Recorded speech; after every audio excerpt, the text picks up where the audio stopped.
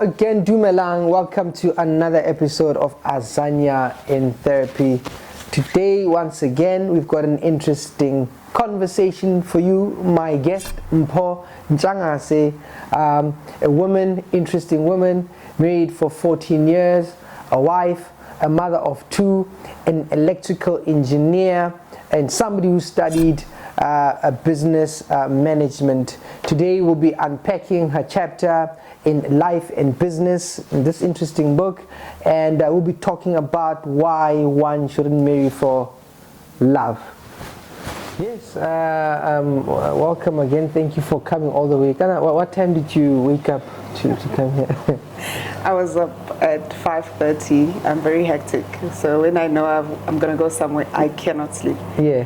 Literally up at 5:30, got on the road at 6:30 and only realized that I only need an hour to drive to my 9 o'clock appointment. Yeah. So I stopped midway to just meditate and reflect. Oh, that's nice. Yeah. And was the drive, did you generally enjoyed the drive? Yes, yes. Yeah, I like that, because for me, it's like that's what, I had somebody saying, they asked somebody what's the most powerful time of the day, and the person said the morning, right? When I wake up, what I do in those few seconds, as I grew up and I reflected on it, and also with research, I think if you can center yourself. So I'm happy you woke up early, meditated, you're here now. We're going to have some conversations, right? Yeah. And so, I mean, you and I, we get to talk because you and I contributed to this wonderful book. And so, I thought it would be lovely to have a sit down and talk about it. But first of all, how did you actually get involved in the book? How did you get, who contacted you, and why did you agree to be part of the book? Interesting story, actually. So the visionary author, Dr. Bibi, I know her. She's family. Yeah. But I didn't always know her, so we just got to know each other recently, like recent years. Was it in one of these like WhatsApp groups because you share surnames, so people find you on Facebook and like because you say you knew each other but not really?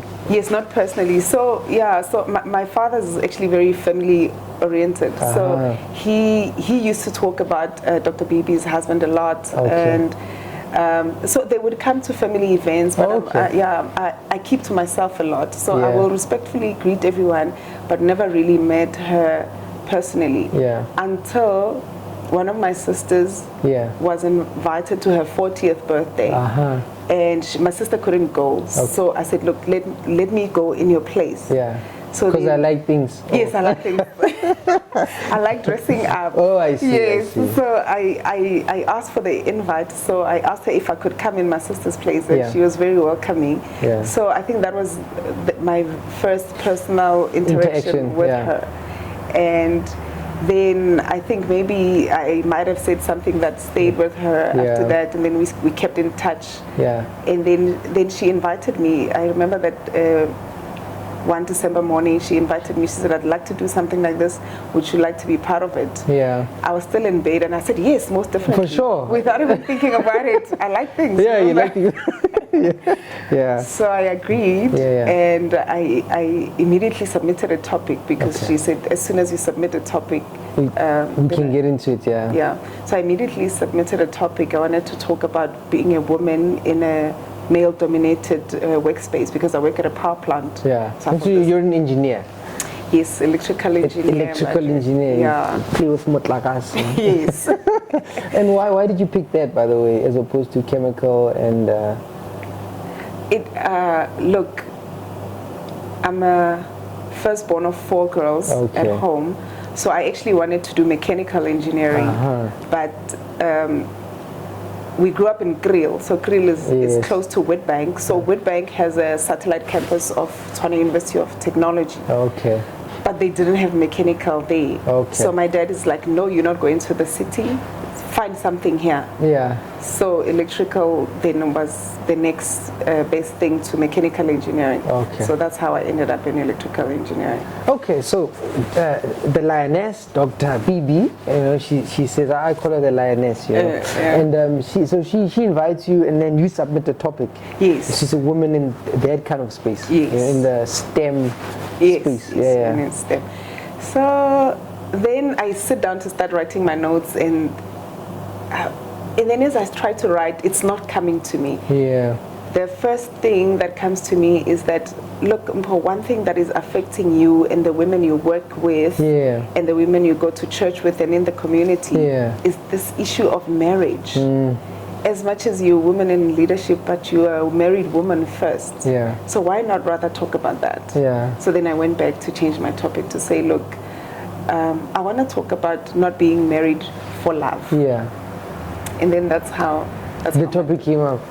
For me, that's interesting, this woman, the engineer, right? And you're facing what you're facing, and you have an opportunity to write.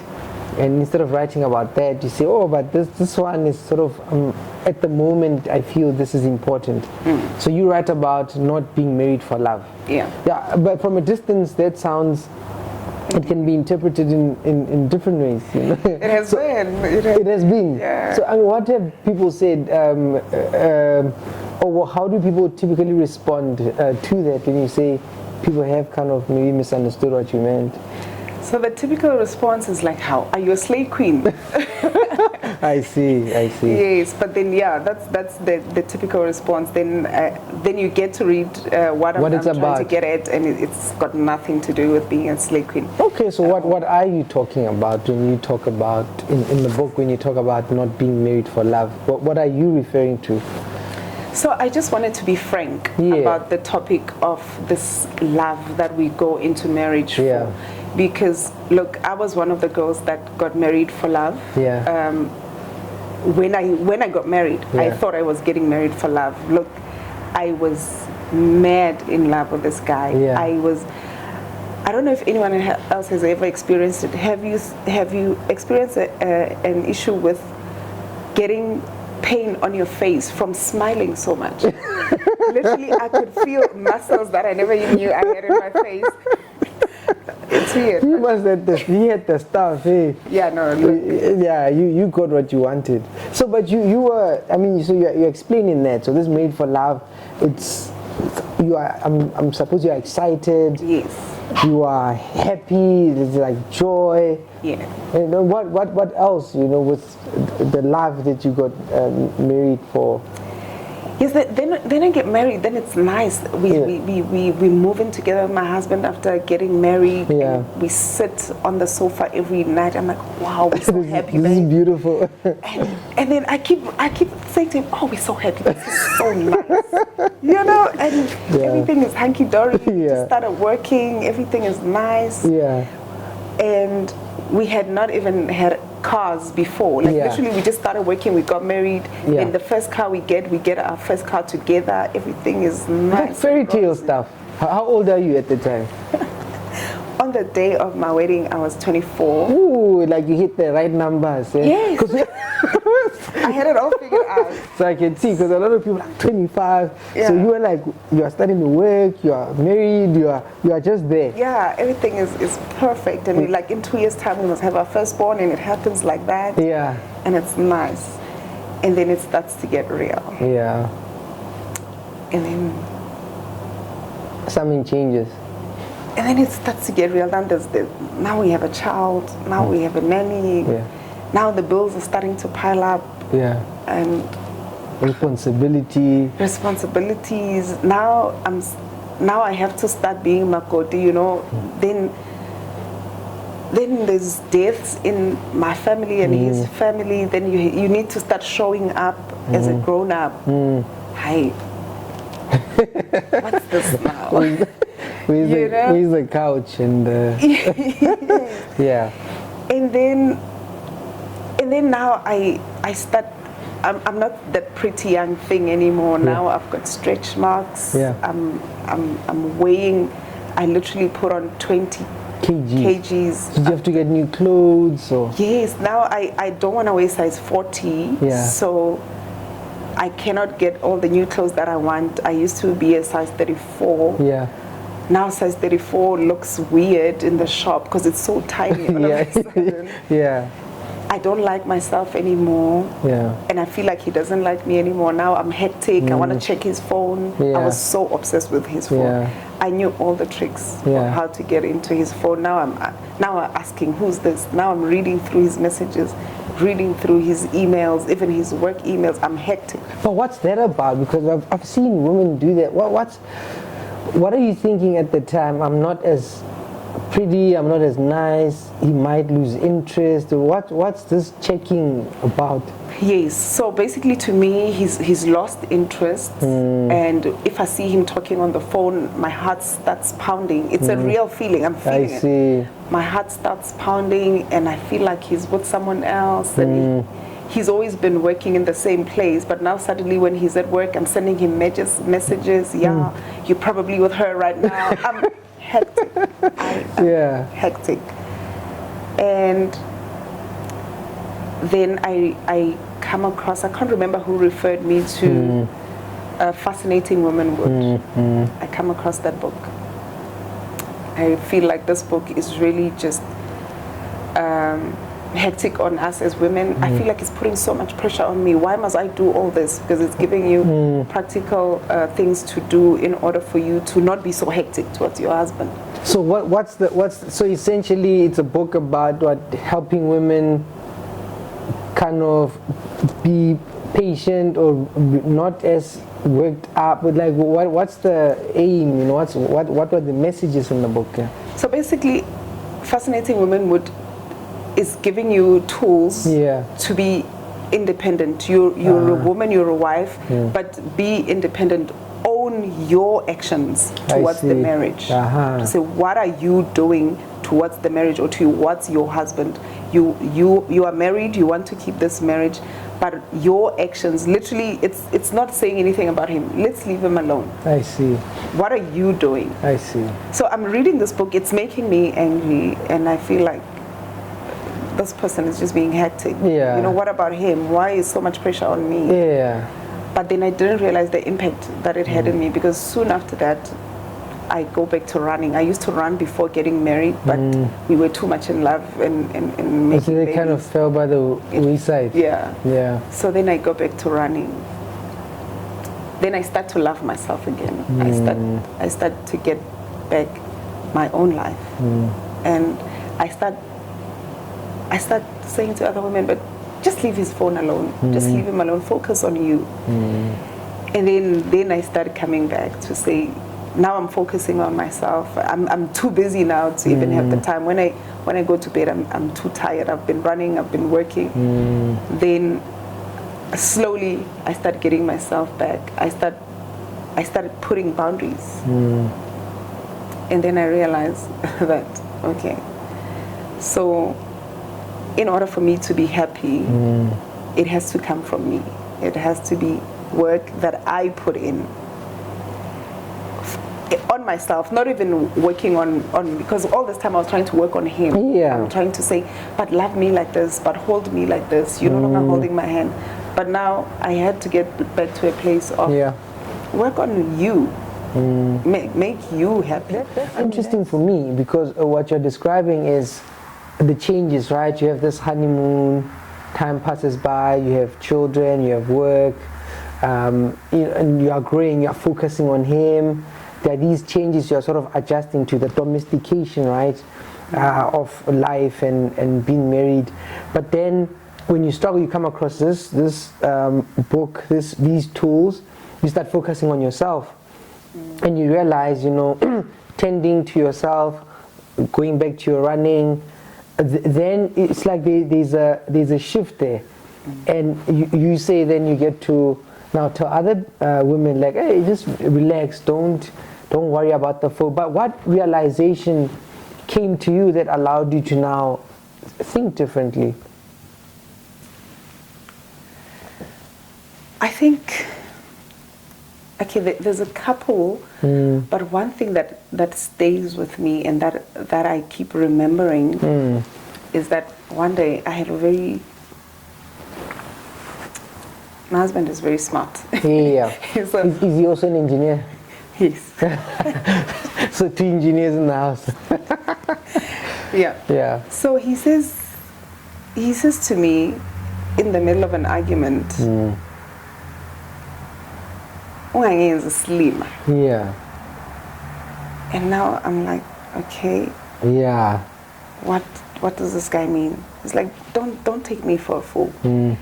As a man, I know what I have. I'm not going to walk out of the door and just go out there and ruin what I have. So you policing me like this is like you think I'm this idiot that does not know what he has, and you need to keep policing me. Just chill. Yeah. And in the middle of that fury, I was just, and then he was actually on his way to work, and he just left, and I was there left. Now I feel like a fool with all these tears and all this drama. And for me, that just changed to say, this guy knows what he's doing. He knows what he has. But now here I am. I keep trying to remind him and hammering my importance in his life. And I forgot that this person actually married me. He actually chose me. He knows what he has. And it's not my work to remind him what he has. I must just do what I need to do and just be a wife.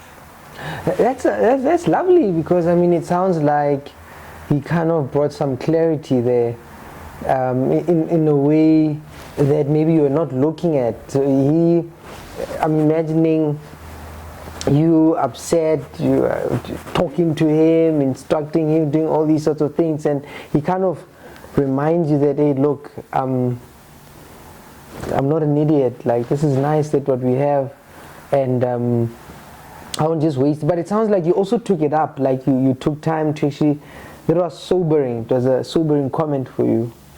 It was. Yeah. It was. It actually reminded me that I didn't bring him here. Yeah.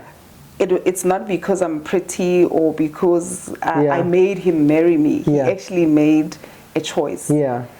And it's up to whatever else he does, it will be his choice. I don't have control. It doesn't matter how much I scream, how much I try to remind him that I'm important.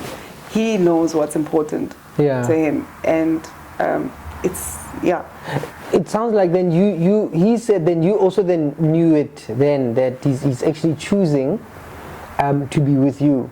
Yes. But this sounds like it stuck with you enough to actually want to write about it. You know, how come you felt like this is an important thing to address? Is it something that you realize in yourself, or you see it in other people? So we're not really frank enough about the subject. I grew up in the church. We go to seminars and we talk about marriage. We only talk about the beauty of it. Yeah. You know, we talk about how,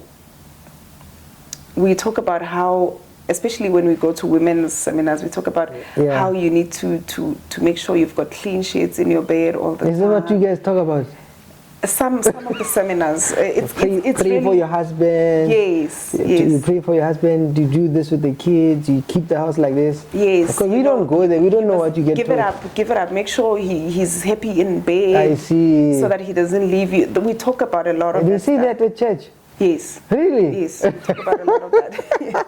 So we're not really frank about some of these issues to say, you know, sometimes as a woman, I mean, I work in a male-dominated area, and I'm not too bad looking, and there's a lot of men there, and there's issues like we're not frank enough to say you're going to see a guy that you also feel like, wow, this is nice. You know? This is nice. And we're not frank about issues like that. We're not frank about the fact that, you know, we say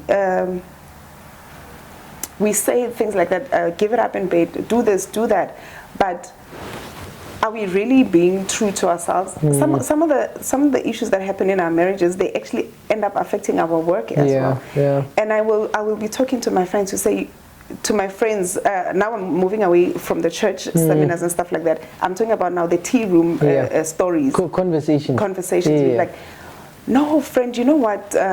Mothers-in-law, you must ignore them. I mean, you're a independent woman. Tell them where to get off or whatever. I just wanted to talk about this, frankly. It's not necessary for you to get there. You know, the issue of giving it up with sex or whatever, yes, it's important. And you feel that they emphasize it a lot? It's emphasized a lot, but we're leaving other things behind. We're leaving ourselves behind to say, yes, I think we're trying to work on him. Allowed to say, give it up to him. Let's create a world to kind of make sure that he's okay, manage him, prepare him. But as a woman, then you neglect yourselves. We neglect working on ourselves. And that is the part that made me want to talk about this issue of marriage, to say, not married for love. Because then I've done this, I've given him the sex, I've given him the kids, I've given him my time. Then I want him to give in the way that I want him to give. And which would be what at the, and what would he need to be giving, as a woman? So what's the expectation? Because when you say, so the way you describe it, you talk in different contexts. We do this for the man, we do this for the man, and then you wait. It sounds like you wait for something. What is that? Is it the flowers? Is it the attention? Is it the holiday? What is this he needs to give me? We want the flowers, we want the holidays, we want the kisses, but another thing, I want you now to choose me over everything. I want you to choose me over your mother. I want you to choose me over your sisters, over your colleagues. That's why we there watching the phone. I want you to choose me over everything. I will even be there investigating your bank statements. I see. Whatever. So I want you to prioritize me. Prioritize, yes. I think I still want to be prioritized, but I want you to be obsessed with me. Because that's how it kind of felt when we were in honeymoon. I see. Remember? So I want that honeymoon to remain. I see. Even when we need to now mature. Now I want to be the center of everything, basically, that you do. When you say that, you know what? Like, I just saw this image in my mind, right? But it's an image of how a wedding is. Right, at the wedding, everybody comes there. Like if it's not the reception, but the matrimonial part, right? So everybody gets in there. You're all seated, and then the entourage comes in. The husband to be comes in, and then the stage is set for this beautiful person who's gonna walk in, but everybody's gonna have their eyes on them. Right, and some people it's like they build their lives like that moment. And so when you say that, like, I want to be the center, it reminds me of a setting like that where, look, this is me, queen, right? You need to observe and appreciate. Yes. So that's exactly where I want us to remove our brains from. I want to be the center. Now that's why the issue of looks then starts to affect me when I'm not looking the way I looked on my wedding day. So I feel like now you're looking at other girls that are looking like that. Because I want to be this, all the time. So then I start obsessing. Then I think then that becomes the root of why then I start obsessing about you. You want to go to see your family, then it just drives me crazy. But what would that mean? Because when I do a lot of couple work, I notice one theme that will come out would be this thing about family. So it comes out in different ways. So people will say things like, since I was with my wife, I've never been home for a year or for whatever. It's like, it seems like if I go home, when I come back, like something has changed, the mood is different, she's upset, or if we go home, like she has to cause some sort of issue, but it's like now I have to choose, and I've seen that like often enough to say, but hang on, there's something here, and in your experience, when you reflect on your life, when you see it, what's that about? You know, when you say, because I'm just thinking of this because you bring up the idea about being the center. So what's that about? And then society tells you, no, we love you for what you offer. And so many of us, when we are struggling, when we don't have things, we feel then we are unworthy. But I want to say that we are worthy of love. And now, it used to be that people loved people and used things. But as they say now, we are in a culture where we love things and use people. Right? And if many of us were honest, we just go to each other and say, hey, let me just use you for a little bit. Let me just test drive you a little bit. And I don't want to stay here. I just want to use you. But that's too honest. And so we play these games with each other. So as I reflect, still back to the issue of me now wanting to be the center of attention, because now we go to your family. If it's just the two of us in the house, if I have a headache, I'll just grab a grandpa or Panado and drink. But now when we go to your family, then I've got a headache. Look, I've been this girl. I'm not saying this because now I'm trying to you know it. Yes, I've been this girl. Like literally now I have a headache. It starts to become a big deal. Now the entire world needs to stop because I have a headache. Just grab a grandpa. Yeah. So then, like I'm saying, I've been this girl. I wanted him to obsess over me. Now his whole family must stand up because I'm having a headache. Yeah. It's just me wanting to be the center of attention, being married for love. I see. I wanted to be that person. But then eventually then I get to a place where I'm like, oh, then another realization that my husband made me realize. He says, you know, we're always going to have fights. Me and you didn't grow up together. You are not my mother's child. We grew up differently. But then what he did not say to me, but what dawned on me when he was saying that, was that before I came into his life, these people were the center of his life. And as much as my mother remains the love of my life and my sisters remain the center of my life, so it's the case for him as well. These people were his people before I was there. So now I want him to just cut them off because I'm here. Yeah, but that's a sobering realization. Yeah. To say, when we were growing up, we used to have bushwagamas. Yeah. And I would have in the same dish with my sister. Yeah. He had the same with his sisters. Yeah. And when he pap and is it milk? Sour milk. Sour milk. Yes. Yeah. We would and have then it. You do the things. Yeah. You do the things. I did that with my sisters. Thinking about it now, it's so gross because then. But it was fun. But we did that. Yeah. But he did that with his siblings as well. But now I'm expecting him to cut that off. Yeah. For me, but I'm not cutting it off on my side. Yeah. I want him to go with me to my family and be happy. But then when I go to his family, I'm this hectic queen. Yeah. Wow, actually, when you said that, I mean, I see that. I see that because then it becomes this one-way traffic. It's like, for me, so the one partner feels it's okay for me, but not so okay for you. But I think what you're saying is something very important in that now you realize he has his own story, right? Yes. And that story also needs to be respected and appreciated.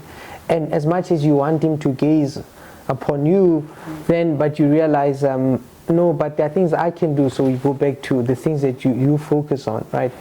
And so it's not for love, but what is it about, So we don't not made for love, but what's the more appropriate thing? Not that kind of love, but what are you recommending that don't marry to be somebody's universe? To be looked at and fussed over. Those things are nice, but there are other important things. So what are you pointing us towards? So I'm bringing us now back to the reason. So when I was writing my chapter, I spoke to a couple of people to ask them, why did you get married? Yes. And I got different answers from different people, but none of them actually said they are getting married for love. As much as now it ends up becoming something that we demand, but nobody said they were getting married for love. Some were getting married for kids. Some were getting married because they wanted to have sex without feeling guilty about it. So different reasons. Is that women or men? Sex without feeling guilty came mostly from the women. Having kids in a structured manner came mostly from women as well. Men, what do the guys say? What do the guys say mostly? I need a partner. Yes. I've got a vision. Yes. Guys would say that they needed a stable partner. They just wanted stability. Most guys were. What do you think about that? For guys? Yeah. I think what I've learned about men is that men are practical. Yeah. For guys, they are practical, and then when we start fasting, it's almost like they're getting surprised to say, "Oh, yeah, what's this about? What's this about? I paid the bills. Yeah. Things are paid. I come home at 6 like I normally do. What's this about?" So what I've learned about guys is that they are practical. What I learn about women is that we want to be adored, and we want something to adore. Yeah. That's why I think we want kids, we want something to adore, and then once this kids start growing up as well, having their own personality, that frustrates us as well. I think maybe that's why then we end up getting fluffy toys or getting pets to throw that, because we just want something to adore. No, I mean, when you say that, you actually make me realize something. Like, so for example, so you say now men are practical, right? And I think generally, this is how I think about parenting, right? So when we parent, we realize that what men typically do is they help the child focus on the world. So practical things. And what the moms typically do is kind of help with closeness, intimacy. And so then the practical part, they are functional. But I was just thinking after you said what you said now, but sometimes it can go overboard. So like a very practical man might not then take care of his family or care about his relationship. He'll focus on work, and so I'm just providing. But also a woman who's focused a lot on adoring might become too attached, too enmeshed, where other people can't be independent. So I think there's a balance we need to strike there. So I mean, when you said that, I just thought, I see how it can be useful, but I can also see how it can be very extreme. Yeah. No, definitely agree on that. So back to saying then, how should we then what should we then be married for? Yes. Okay. So what we should be married for, like I said, I need to work on myself, bring 100% to the table, and my husband bring 100% of what he is to the table as well. So what we should be married for, we firstly need to know where we are going together. Not me wanting to get everything of yours, of you, and just for me to be adored. A funny thing that I shared with someone last week actually was that as a woman, I'm here to be a helper. So, but then, even though you're an engineer, yes, and we agree with that. Yes, that's so interesting. So, but then this helper thing, we need to now break down. Unpack it. Yes, let's unpack what a helper is, because if you are like right now as Azania In Therapy, if you're looking for help on something, you're not going to go to somebody that knows less. They must know more. They must know more than you. So you're going to go to somebody stronger. To go and get the help. So, as the helper, the original design from God is for me to be a helper. Stronger. Stronger Stronger than the men. Than the men. In what area? in the areas where I need to help. But I'm a helper, generally. Generally, I'm a helper. Before we get to the area, generally, I'm this person's helper. So, if I'm going to be now this weakling that needs to be awakened with flowers, awakened with hugs, awakened with being chosen over everything and everyone, even where it's unnecessary. When then do I get to help this guy? If my husband is a shift manager at a power station, and here I am sending him toxic messages in the middle of the night when he's working on critical equipment. How am I helping this shift manager with that? So for me, is firstly to know my position. That's what I need to be married for. I need to be married and understand what marriage is and know my position in this marriage. Because if I'm going, like right now, if I go into the power station, I know my position. Currently, I'm a risk and assurance manager. So I need to know my position. I know my position. It's written there for me on paper. I know what I'm supposed to do. I know my outputs. I know what is expected. I know my customers up and down. I know who is having what expectation on me. I need to know what I need to deliver. But I got into this marriage myself as Mpho. I got into this marriage because I was happy and my face was sore. There was no contract. So I always say marriage is a funny thing. You get the certificate at the beginning. You don't actually have to do the work. And say, oh, this is well done to you. Here's a certificate. So here you get the certificate before you do the work. So here the expectations come as we move. Then you start seeing what is expected of you. And you need to have the grace and the maturity for you to realize, to say, in this era of our marriage, this is what is needed from me. Because at the beginning, maybe what the most important thing to my husband, he was young, I was young, maybe sex was the most important thing then. At that time, Yes, at that time. But now we some people argue always, But it cannot be. But what you're saying, no, I'm with you. I'm just now we're moving, this guy's growing in his career. He's no longer that's not the focus. He's no longer a beginner at work. Now he's getting into another role. And I need to help him as a helper, a suitable helper, suitable for the current situation. Now I need to move with him. And maybe something unfortunate happens and we get into health issues. So the important thing now is no longer sex. Now I've got a husband that is struggling with his health, or I'm struggling with my health. I need to now be a different person. I need to be a different helper at this stage of life. So what we are married for is not cast in stone. It needs to change. You need to learn to adjust and you need to adjust and evolve with the marriage and evolve with life. Because at the beginning, the most important thing for me that time was for my husband to get me flowers. But I cannot be a 37-year-old that is only satisfied with flowers. Like I was when I was a 24-year-old. So I need to move and grow with my marriage because now I'm a mother. When I got married, I wasn't a mother. Now I'm a mother. 5 years ago, I was a mother to a 6-year-old. Now I'm a mother to an 11-year-old. My husband is a father now to an 11-year-old boy that looks exactly like him. So the kind of things that I need to give into his life are different from what I needed to give then.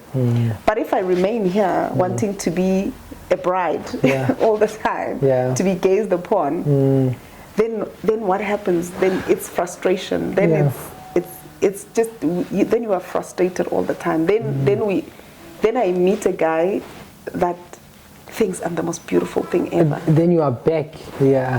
Then to this guy, I'm the most beautiful thing ever. When to my husband, I'm a wife, I'm a mother, I'm all those things. Then I think it's better for me to leave this man because he doesn't see my beauty. He doesn't see how smart I am. He doesn't see what a gem I am, simply because he's not telling me every 2 minutes like he used to when we were 23. Then I want to jump out of this marriage and get into another relationship and another and another. No, that makes sense. I mean, that's very practical in what you're saying. And as you were talking, I was just thinking, and I suppose what we need to reflect on is like the purpose of why we are doing this thing, right? Yes. And in between your thoughts, like, I was just thinking about, I think it sounds like people shouldn't build their marriage, say, purely on their feelings, and they should be something like bigger. Because if it's about the way I feel, what I want, then I'm going to struggle when time changes, when we have new developments. When I'm not getting what I want, then I need to serve my partner, because for me, I find that currently people are sort of approaching relationships like, what am I going to get? So it's not like help, it's not like I'm entering this person's life to make a difference, to help them, so we can do something amazing together.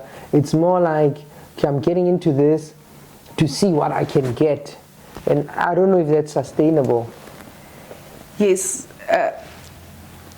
in my chapter I mentioned Ephesians chapter 5. Yeah. So verse 1 to 30. Yeah. Is basically covers what I want to cover. But there's a verse there that says, come into this marriage, or look at this marriage for what you can do for it to prosper, and not what you can get from it. So if I'm working on myself and I'm enough for me, so what I will always look at my marriage is, what can I do to improve the marriage? What can I do to improve our life? And like, what is this marriage doing for me? What am I getting from this? What am I benefiting? And the minute you flip from looking at what you can benefit, and you just really focus, what can I do? You know, what can I do to be happier? What can I do to be healthier? What can I do to improve the meals that I'm preparing in the house? And really just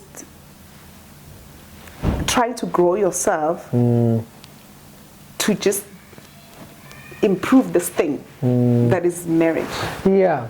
I mean, you're talking about responsibility, I suppose, you know, and putting in the effort as opposed to expecting, which I think is a more powerful position, because what you're describing is not so much like expecting, but what you can do for the relationship, because very often that's what we are doing. We are expecting, and instead of seeing what to offer. And then it's actually a powerful position, as I was saying. It's a powerful position because, as opposed to wanting, you are actively participating.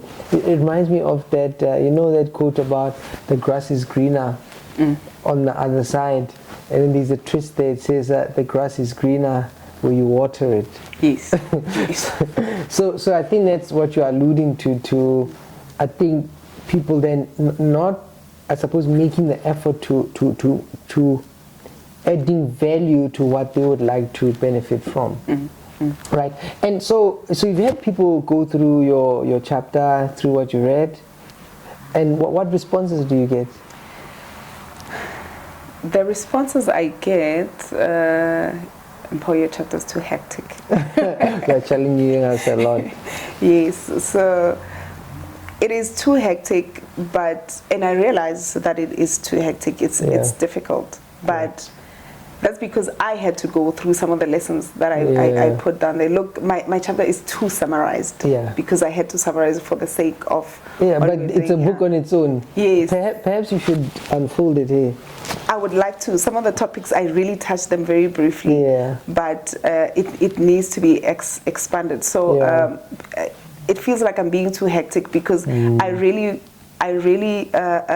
pound on the fact that you need to work on yourself. You need to put in the work as an individual. The same way we put in the work in our professional careers, because you cannot just expect to keep getting from your company. Company policy is clear. You'll never just get a promotion simply because the company likes you. You actually need to put in the work. Some effort. Some some effort. You need to put in some effort, and if we all know, for you to get to a certain level, you need a BSc degree or whatever, and it's either you have it or you don't, and you will not get in that position. But marriage is free; anyone can get into marriage. Did you get like, so some people say it's hectic, but did you get people saying things like, but I don't, or like, what's the point? Like this current generation and like what people think about marriage now, like they think it's a scam and why should I put in so much effort? And yes, have you gotten responses like that or not really? I think the fact that it's hectic, it's actually coming from that. I see. To say why so much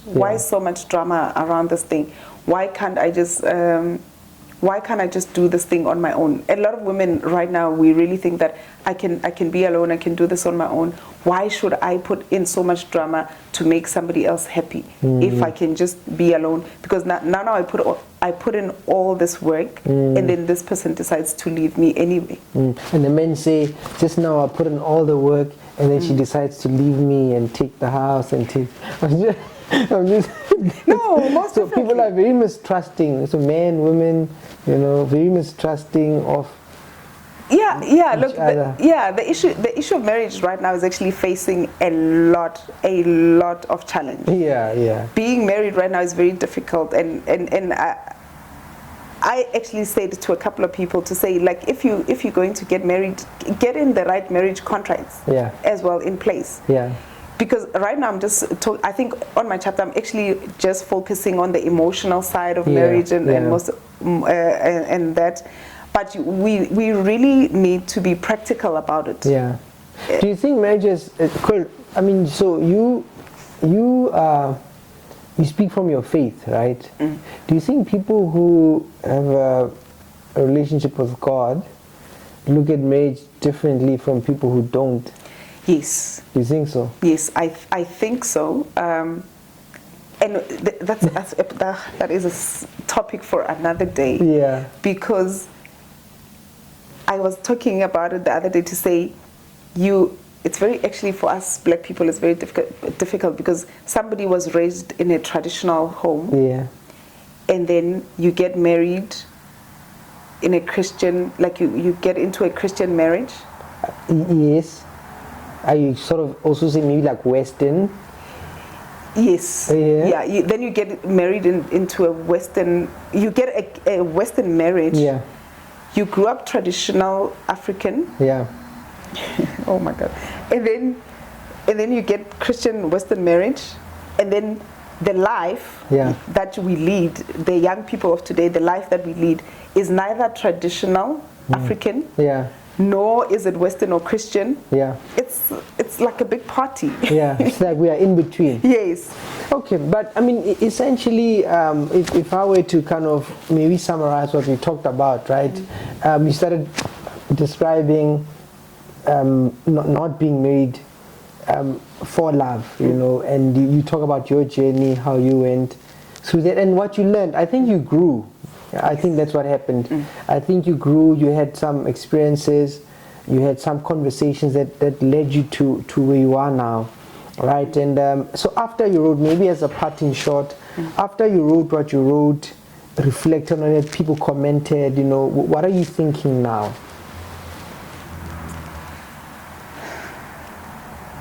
My thinking is that still the same, not married for love, but married for true love, for what it is, for where love originates. So it is important for us to know what love is, because if you go and look where love originates and what it is, if you're looking at it from a Christian point of view, where I am, then you are in trouble if you say you're in love, or if you say you're married for love, like I said I am, because love, as per the definition from the Bible, then you are in trouble. And anything you thought I didn't ask you that you think is important to mention? I like relating, because I'm a runner. I like to relating everything. I like running too. Yes. So I like relating everything to the work that goes into being an athlete. Generally any athlete, but I'm going to talk about running because I know about running. So like marriage, running, you can get into a 42 kilometer marathon and register and actually show up on the day without any pre-qualification at all. Nothing. You can literally just show up to a 42 straight out of wherever you come from. But the difference, the difference of the flames you're going to see is going to show if you had not put in the work. So like marriage, if you're not putting in the work, you are gonna see flames. If you're not communicating, if you're not practicing any of the things, and you're not consistent about anything, marriage is gonna show you flames. Mpho Ntshangase, thank you very much for the conversation, for coming all the way. I hope people get the book and they read, and we unpack the conversation a little bit more. Thank you for having me. This was really great to just kind of put out what I'm trying to say in the book, because it's so squashed, so dense. Yes. Maybe we'll have another go at it. Thank you very much. Thank you.